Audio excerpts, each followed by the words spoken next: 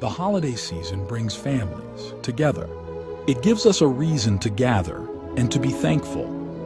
Why, here's a family gathering now. Let's listen in and see what they are thankful for. I just want to thank everybody for coming out to this Thanksgiving meal. A tradition I grew up with on Thanksgiving is you take the time to share what you're thankful for. I'm thankful for my kids who have shown me that it's okay to be messy with your food. Yes. Stop. I'm thankful for this family. I'm thankful for all of you. Never once would have done this at a job before. I'm thankful that Thanksgiving's only once a year. You know, the centerpiece of every great Thanksgiving meal is, of course, the meat, the turkey. So if everybody wants to join me over here. The way this game works is one turkey at a time, back to back. The goal is to throw it up and over, the other person to catch it, and if that person doesn't catch it, you're out. Sometimes this is a joyous occasion.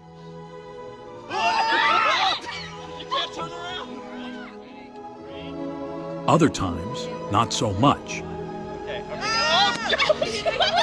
I want a new partner! What starts out friendly can quickly become mean-spirited and lead to an all-out war.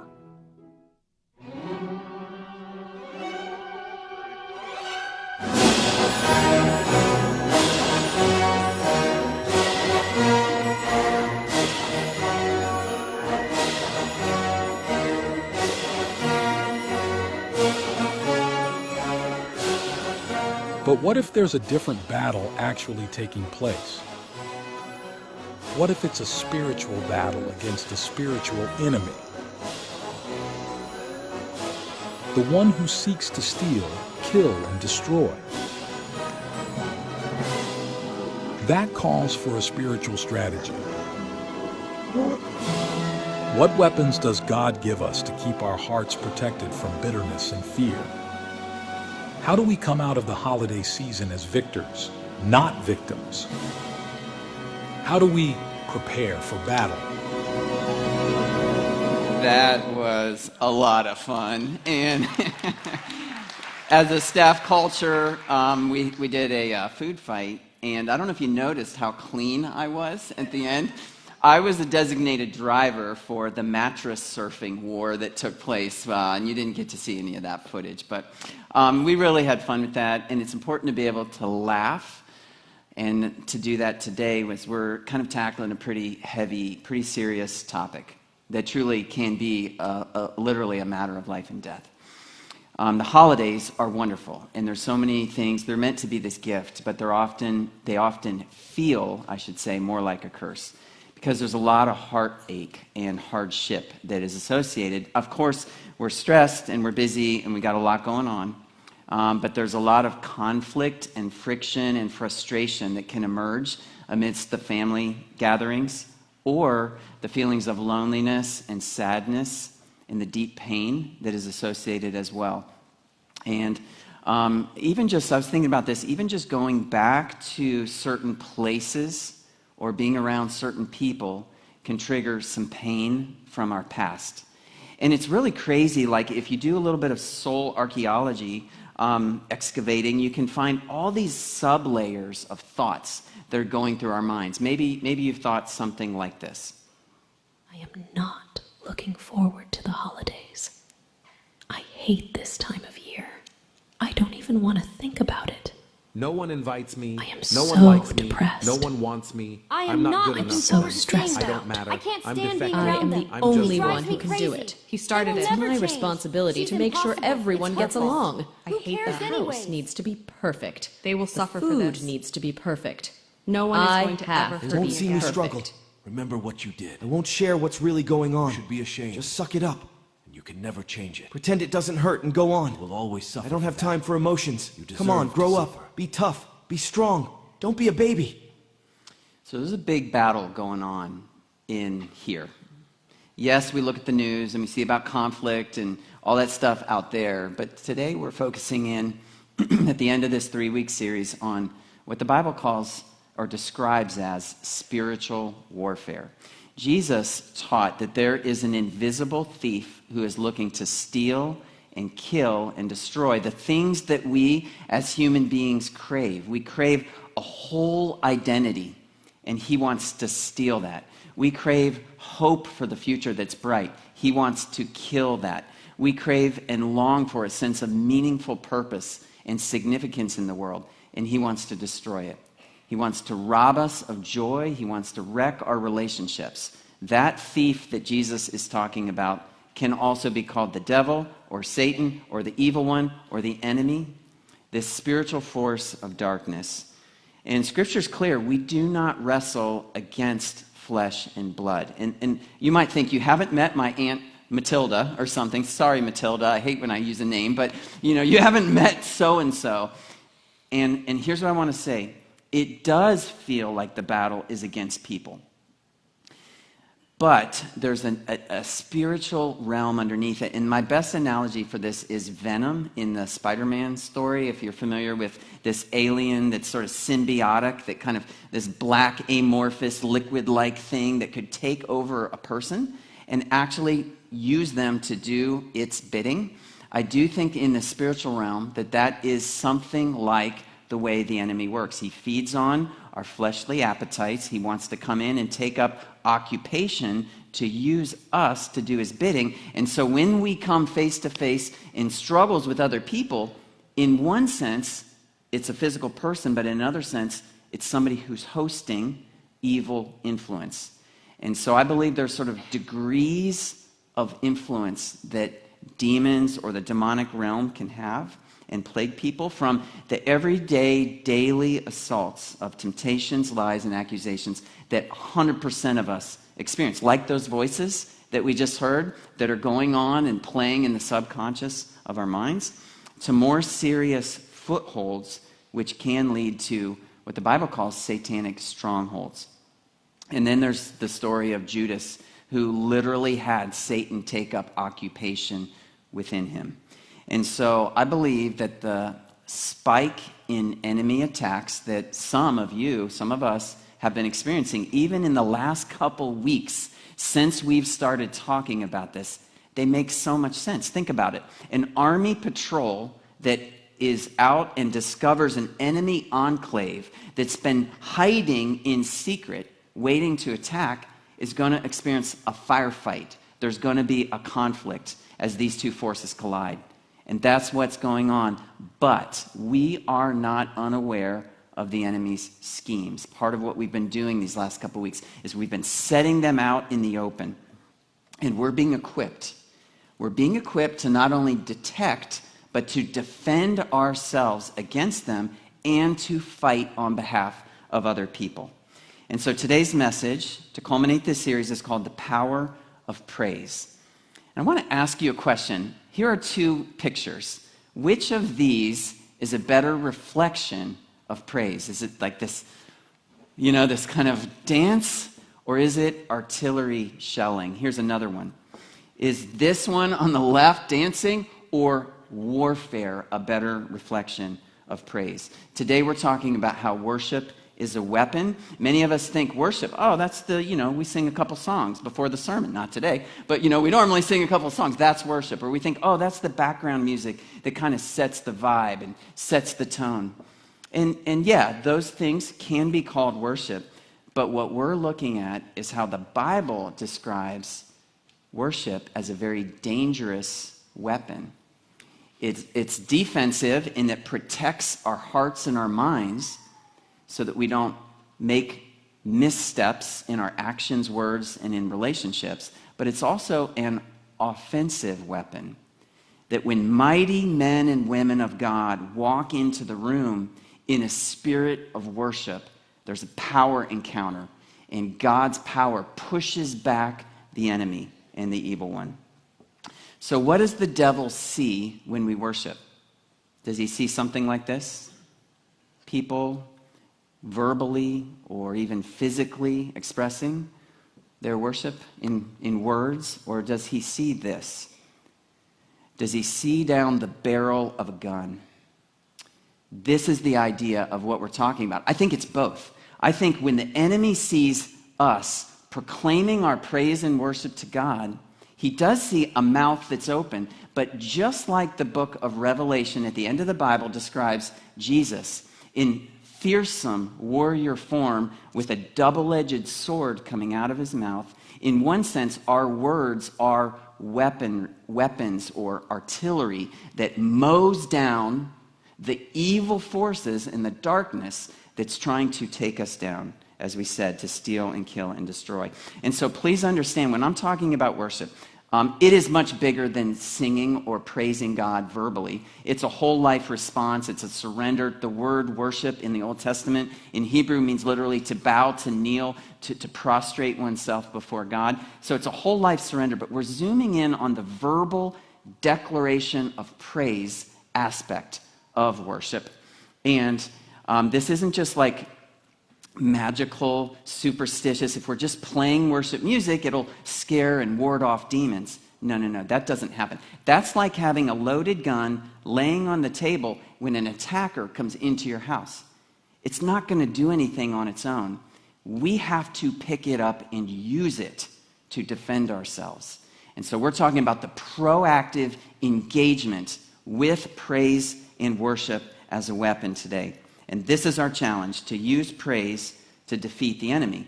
And that's why the sermon, the prep, is here. And then we're going to have time for practice to engage with this. Today is a tactical training for you. Now, if you are not somebody who's a committed, baptized, born-again follower of Jesus, you're not someone who's trusting and following him and yielding to him and hearing him and obeying him, you are listening in on what I would call like a strategy session that involves practical training. So please understand, this isn't directed to you. This training is for people who have given our allegiance to Jesus Christ. And we're going to have an opportunity to express and apply that together. We're going to look at a spiritual warfare playbook. It's 2 Chronicles chapter 20. I mean, this is like textbook process for spiritual warfare. It starts in verse 1. It says, "After this, the Moabites and Ammonites, and with them some of the Meunites," I'm sure there were cellulites, parasites, and termites in there too, they came against J-Dog for battle. I'm just going to call him J-Dog. That's what you do when you read a big word in the Bible you don't really know how to pronounce. "Some men came and told J-Dog, a great multitude is coming against you from Edom, from beyond the sea." So this was intimidating. And I want to just hearken you back to your childhood when a bully was threatening and imposing himself upon you. Or maybe last week, somebody at work who's bullying you around or manipulating you. I want to call your attention to a moment where maybe you get devastating news about a terminal diagnosis of some medical situation, or perhaps even a sudden death of a friend or family or a loved one. A financial monster, just a colossal giant that's going to step on you, and you feel so powerless before this impending doom of what's going to happen financially. Maybe it's a relationship conflict that you can't fix, and you just don't know what to do. And all of these kinds of intimidating moments cause us to feel anxiety and stress and fear. Our bodies start reacting to that. We may lose sleep. We get depressed. Maybe we're snippy and we get kind of real quick to react and strike somebody. Let's look at what happens. This is where the spiritual warfare kicks in. They were facing a flesh and blood enemy, but there was an invisible battle that was going to go on, and we're going to see how God brings the victory. Let's look at what they did and what happens when they did it. It starts with, by the way, I'm going to burn through this because, so there'll be verses on the screen. I just don't have time to read them because it's very important that we move from concept and theory to practice. So this would be great to go back and study in depth. You've got your digging deeper. There's questions. The verses are there. I'm just going to highlight the principle that we're going to draw from this and how we might apply it as we head into the holiday battles that are awaiting us. The first one is this: acknowledge your feelings. Jehoshaphat, J-Dog, he was afraid. And this whole idea of acknowledging your feelings comes easier for some than for others. Look, our upbringing, some of us were born in families that we expressed feelings. Some of us are born in families where you didn't express feelings. You shut them down. And so on the one hand, people who are really tapped in, and personality, of course, factors into this too, and as well as pride factors in. But for people who are more tapped into emotions, some of us, or some of you in the room who maybe feel a little more like steady, even keel, I'm not so emotional, can almost feel like you've got the upper hand because you're not on a roller coaster. But it could be true in one sense, but in another sense, people who are aware of your feelings, who feel feelings, have the advantage because you're this much closer. You're one step closer to engaging in the victory that comes in the spiritual battle. And so this is the first one. Acknowledge what you're feeling. Number 2, seek the Lord.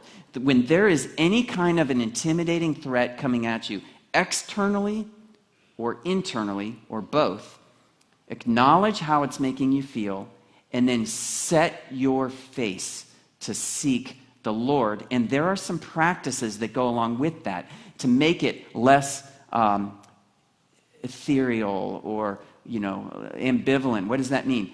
It literally means fasting from food, to purposefully, intentionally, and for a short period of time, abstain from food. Maybe social media, maybe something else you're going to extract from, to focus yourself on the battle that's at hand. But you don't do it solo. Yes, you can do it solo, but you don't just do it solo. This passage talks about how a communal fast was called for the people. They were facing an enemy who was going to wipe them out. So this was a big deal. And they all collectively, and I think about how when we're going through a hard time, we're facing a battle, we might be like, hey, Christy, can you pray for me? I got this going on. And then we just go on. And a lot of times we say we'll pray, but we don't really pray. And so part of the intentionality here, when you set your face to seek the Lord, is you say, will you pray with me right now? And like you literally pray, and you gather other people. And if you don't have a community of people who will pray for you, we can help you with that. You just get in a group on your card, and we'll help plug you in. So there's a seeking of the Lord with fasting and with others. And then J-Dog steps up, the leader of this people, and he begins to pray. And I want to note some of the things about how he prays. This is number 3. Start by acknowledging God's greatness, publicly and verbally. He doesn't start by whimpering about the problem. He starts by looking at God. He looks at the problem and how big it is, and then he looks up to see the supremacy of God over and above the problem that's looming in front of him. The next thing he does is he claims a promise. Here he harkens back to this promise that was given to the Israelites, that God gave them the land, and if they face disaster of any type, they can cry out to God and he will hear them and save them. And so he's claiming this promise. Guys, we can do this too. Do you realize that the Bible has some weapons caches, some armories that we can literally, or metaphorically, better said, step into to arm ourselves? Let me give you one of them. Psalm 91. It's known as the soldier's psalm. I want to read this and see if there's not a promise you could claim in the midst of whatever battle you face. And by the way, I also want to say this. You may not have an immediacy of a battle. It's your loved one who's in the midst of destructive influences, taking them down, cutting them off, wrecking things. And so sometimes your battle is their battle. And these are some of the promises we can claim. Whoever dwells in the shelter of the Most High will rest in the shadow of the Almighty. I will say of the Lord, He is my refuge and my fortress. He is my God in whom I trust. You picture all the military movies. Ammo belts, like load yourself up. Surely He will save you from the fowler's snare and from the deadly pestilence. He will cover you with His feathers, and under His wings you will find refuge. His faithfulness will be your shield and rampart. You will not fear the terror of night, nor the arrow that flies by day. There's a strengthening that happens when we begin to lay claim to promises like this. Nor the pestilence that stalks in the darkness, nor the plague that destroys at midday. 1,000 may fall at your side, 10,000 at your right hand, but it will not come near you. You will only observe with your eyes and see the punishment of the wicked. If you say, 'The Lord is my refuge,' and you make the Most High your dwelling, no harm will overtake you, no disaster will come near your tent.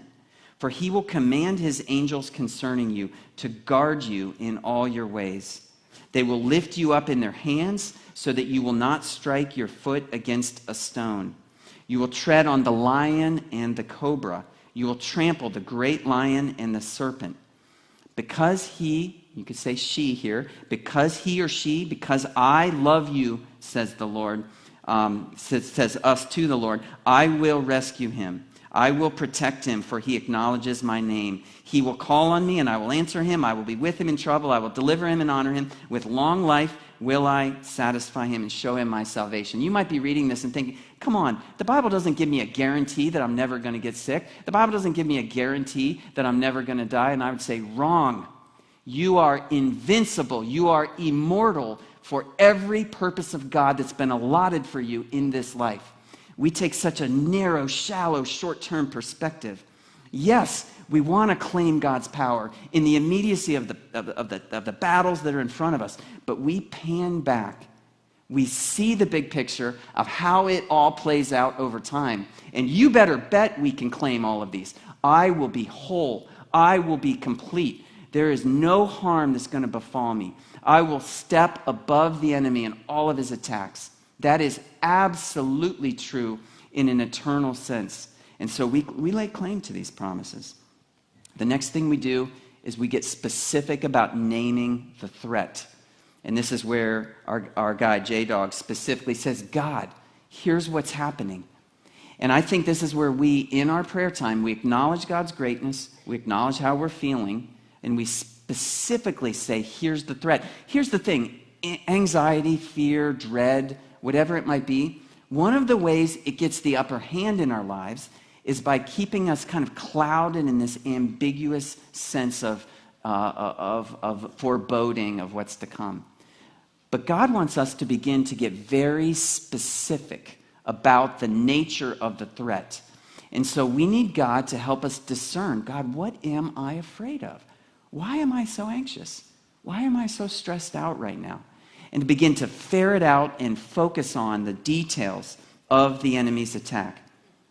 Next, call on God to rescue and deliver. And this passage is fascinating. It says, "O our God, will you not execute judgment on them?"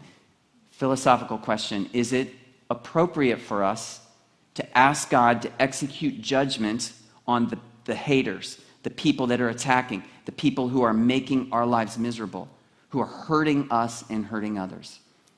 I would say this. One, we absolutely recognize that the battle is not against flesh and blood, that there's a spiritual enemy, venom, remember, the symbiote, who's come upon them to cause them to behave and feed their flesh and behave in such evil ways towards us. And so we do fight against the spiritual enemy, but the Israelite hymn book, the Psalms, is filled with psalms of, they call them imprecations. And that's where the psalmist cried out to God for his punishment on his enemies. And I would suggest that these are given to us as a gift so that we can purge ourselves of the hatred. The hatred that's coursing through our veins, we're not meant to hold on to that. We're meant to get it out to God instead of it coursing through our veins. And the Psalms give us an opportunity. In our cars sometimes, when nobody's around, when we're hitting the steering wheel, I hate them, stop them, God, cut out their tongues, don't let them do it. This is what the Psalms give us permission to do so that we don't enact that on others. It's part of the dialysis of the hatred that's coursing through our veins. God's given us the gift of lament and imprecation to get it out. The other thing we see here is they listened to the Spirit's leading. In spiritual warfare, you would never, like in a military sense, just kind of blindly go out against the enemy. You want to know where he is, how strong he is, and how to come against him.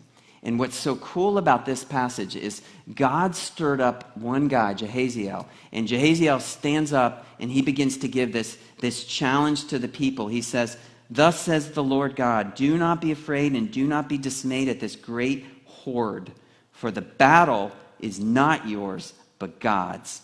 Tomorrow, go down against them. Behold, they will come up from the ascent of Ziz. You'll find them at the end of the valley east of the wilderness of Israel. So there's like specific discernment given to them about the nature of the attack. What if we sought the Lord? And what if prophetic words were being given to one another so that we were able to discern, okay, you're heading into the Thanksgiving week. You're so pumped, you're excited.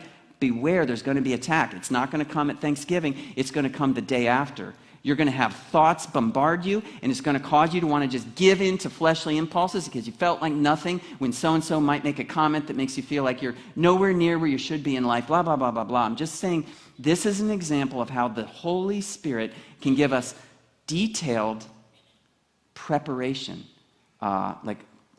premonitions or preemptive words that will enable us to discern the nature of the attack, where it's coming from, so that we will know how to face it head on. I love so much about this. I love the discernment. I love the instructions to trust and stand firm, to hold your position. And in this case, there was no swinging of the sword or pulling of the trigger. In this case, all they had to do was get out of their PJs, put on their military warfare, walk to the place of Ziz, and then just stand there and watch God win the war. I absolutely love that. And I love how the command given here is for the worshipers to lead the way into the battle. This is just so powerful. That comes a little later, actually. Verse number 8, worship humbly yet loudly before the battle. So this is fascinating because there's a contrast. J-Dog, the leader, he bows down, face to the ground before the Lord. The Levites and the singers and the bold, mighty men, they stand up and they loudly worship. There's such an interesting contrast between worshiping humbly and lowly and standing up boldly and loudly.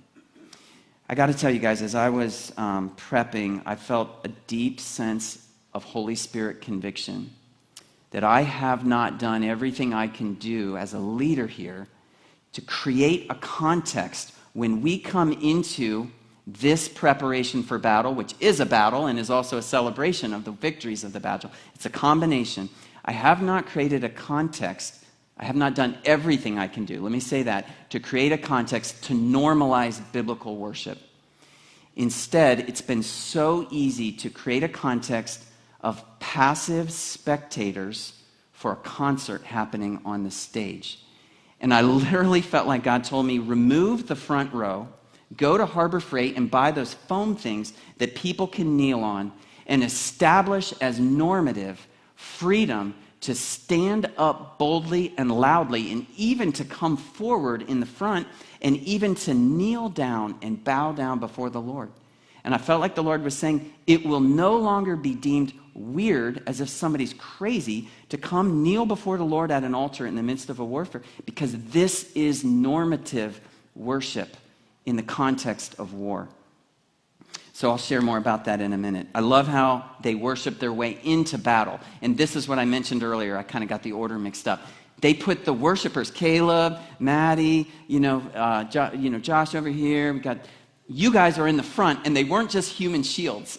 Please understand, these guys were the armed militant warriors with the bullets shooting out of their mouth, worshiping their way into warfare. And I was just thinking about that. What if we marched into the holiday season, the family gatherings, the dreaded periods of loneliness and isolation, with worship leading the way? It would be powerful. Doesn't mean when we let God win the battle through our worship that you won't get shot at, that you won't get hit. And it doesn't mean you're always going to be healed in your time and in your way, or see the deliverance of God in your time and in your way. But the battle belongs to God. We trust Him and we worship our way in and we watch Him do His work that we can't do. Here's what's going to happen. I've got 4 things out of this passage. Number 1, God fights for us in unseen ways. The Lord literally set an ambush on these attackers, and they ended up killing each other off. And Israel then just walked in to plunder the spoils. That's the second thing. We take back what the devil stole. You might not have realized this, but the opposition that you're facing, internally or externally, is actually that the enemy that's coming at you is a delivery boy of the blessings and the spoil of God that's been taken by the enemy. We take back our joy. We take back our peace that he's stolen from us. We take back our love for him and for others. We take back life that's been robbed of us. You can hear there's like an aggression here that is godly. It took them 3 days to recapture all that had been robbed and stolen from others. We take back what the devil stole in our spiritual warfare when God brings the victory, and we get to celebrate together. After the battle and after they took 3 days, they were like, come on, everybody come together. Get the lyres, get the instruments, get the stringed instruments. They created a party of worship. It was a way of life. They worshiped before the battle, they worshiped in the battle, they worshiped after the battle. When we come here and gather as a way of life that orders our days every week in a collective assembly, we're preparing for the battle, we're simultaneously fighting the battle, and we're celebrating God's victory of the past battles. The last thing that strikes me is the fear of God that is striking the enemy's kingdom. And it basically just says that fear of God came on all the nations or the kingdoms of the countries when they heard that the Lord had fought against the enemies of Israel. I believe it is holy and righteous for us to want to enact vengeance on the enemy. The scriptures are clear: hate what is evil. And I believe that the more intense our worship and the more piqued our love for God, the more the enemy writhes. And I enjoy that. It brings me great pleasure to see the enemy have fear in his heart. I want to end with 3 practical resources and 1 personal example. If you don't have a fight song playlist, you need to make one. I share mine on Spotify. It's an eclectic music playlist. This is not pump you up songs. This isn't jock jams. This is spiritual warfare songs that center us on the life, the death, the resurrection of Jesus and its implications for all of human history. And so if you don't have one, get one. Feel free to use mine if you want. Number 2, I put a link to holiday prayers for parties and for pain. Sometimes we think God's just meant to be there in times of difficulty, but introduce him into your celebrations as well. That's part of the warfare. 3rd, the Walking in Freedom training manual, hot off the presses, just produced, 15 years in the making, full of tools and weapons of spiritual warfare with short readings that could be done as a devotional and activations to equip you. These are 3 resources. And I give you 1 personal example.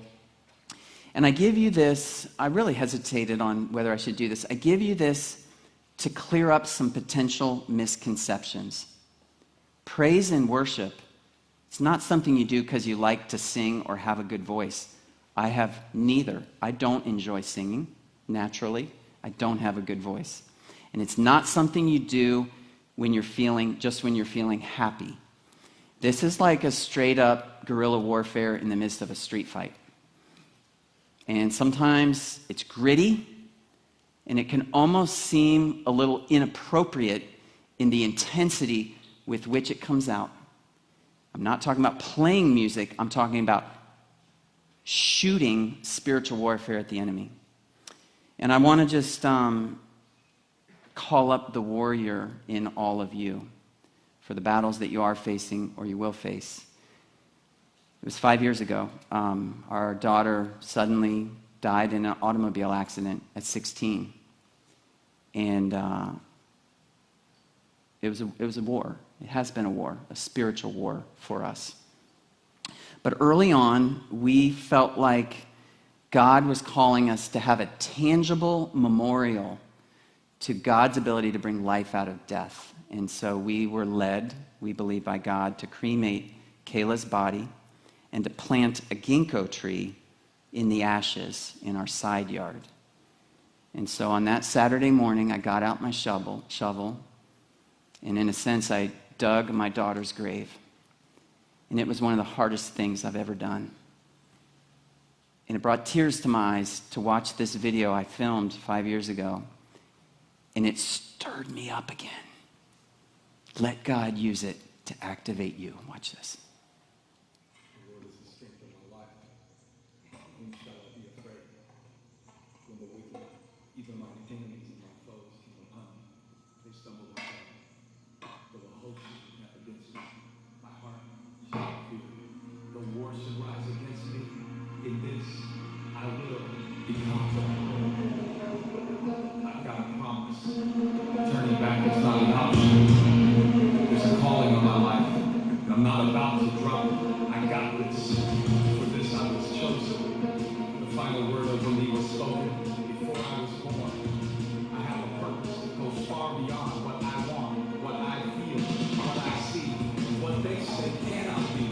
With God, all things are possible. And when my desire aligns with the divine, I am unstoppable. In this, I will be confident. Of course, the climb is hard. I'm not surprised. The dream is difficult by design to make sure I rely on His mind, not mine. His plan, not mine. His hand, not mine. My assignment was conceived in His heart, His mind.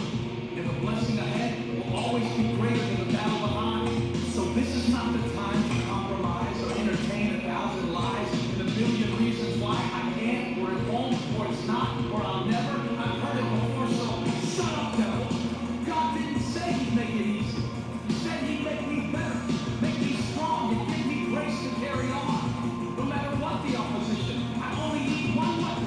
I have the faith to overcome. In this, I will be confident. I'm too close to quit, and the stakes are too great for me to hesitate. So whatever it costs, whatever it takes, I'll keep coming. I show up, take a shot, my hands shaking. Fear is real, but it won't break me. God will not fail me, nor forsake me. I'll keep coming. I'll step to the battle like it's already won. Like I got the enemy on the run.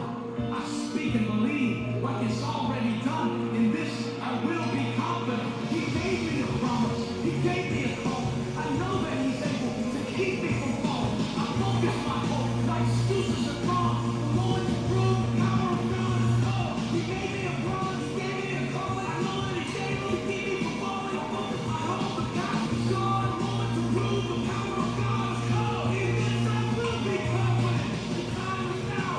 The odds are on. The haters are loud. The pressure is on. The devil, you messed with the wrong one. I got my strength. I got my soul. And in the name of my God, I will overcome. In this, I will be confident.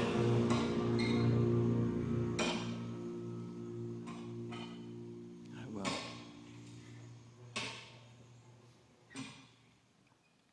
How do you worship God when she's gone, when He's gone, when your family's dysfunctional, when the pain seems so great, when you don't know what to do? You shift your focus from your circumstances to the past and the future, where Jesus Christ, through His death and resurrection, conquered and won the battle once and for all. And then you shift your focus to His second coming, when He's going to return and He's going to make it right. This life will have losses and will have pain, but worship is our weapon to overcome. I want the band to come forward, and I'm going to do something a little unique. I'm going to ask if you would all stand to your feet. And I want to invite the men in the room who trust and follow Jesus and have made Him, given Him your allegiance, to come forward. I want to speak to you for a moment.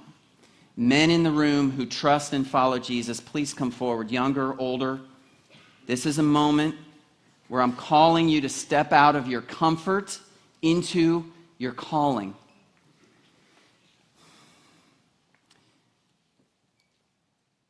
In 2 Chronicles 20, it was the men who led their families in worship,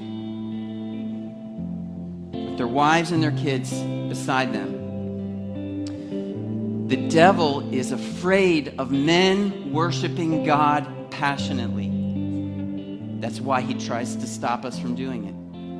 Fathers in the room, your children need you to lead them in worship. Men who are married, husbands, your wives' respect for you will spike when you worship God. Single men in the room, your chances of ever getting a godly woman way out of your league are directly proportional to worshiping God intensely.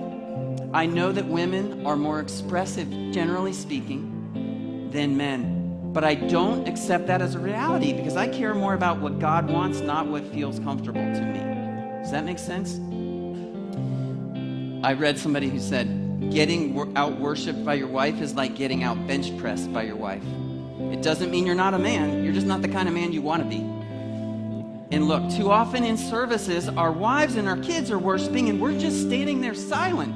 Would you just stand there silent when an enemy attacker comes in with a gun to your kid's head? No, you wouldn't. And you're not going to. You're activated to be worshipers. When I was a new follower of Jesus at 16 years old, I was like, I'm too cool to worship. Plus the songs were like really dumb. Read, I was too insecure and courageous and lacked the courage to stand up and worship. I was introduced to David. David took a lion and a bear and he killed them when they threatened his flock. He took Goliath and he killed him with a sling and he cut off his head. He was a mighty warrior, and yet he was the most passionate worshiper, so much so that his own wife made fun of him for worshiping. But he didn't care because he knew you win when you know how to wage war with worship.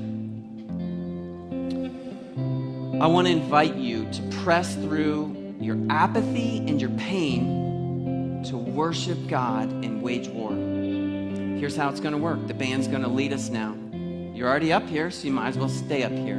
I encourage you to use these kneelers if you want, to raise your hands if you want, to loudly and boldly, or to humbly and lowly worship God. Anybody else is welcome to join. You may come and go. The prayer team, I'm going to have you guys back by the baptistry, over here by the light. A prayer team is here in the room, ready to minister to you. If you're in the midst of a battle, don't do it alone. Team up. We're here to worship God and wage war.